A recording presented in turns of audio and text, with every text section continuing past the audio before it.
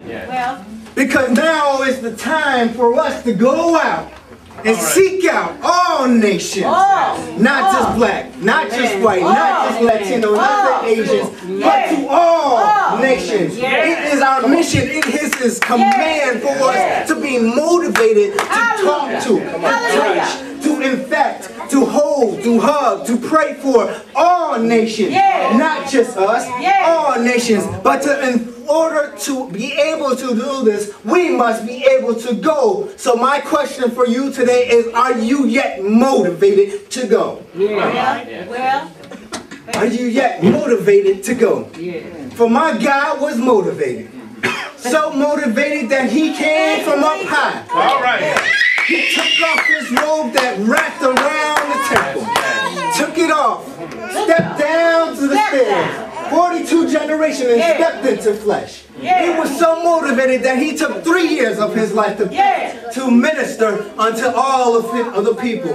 He was so motivated that He went up on the cross for you and for me. He was so motivated that He allowed to talk about Him, chastise Him, beat Him, punch Him. He was so motivated that He died on the cross. And yet, He was even so motivated that on that third day,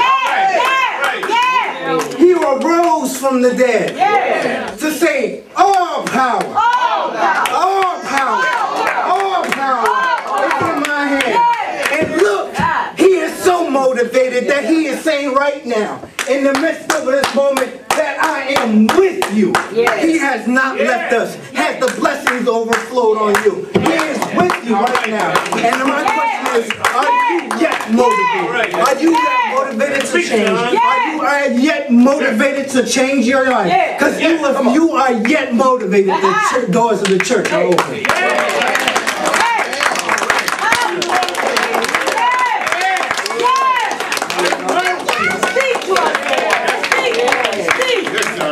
Speak, Lord. All right, boy. Thank you, Lord.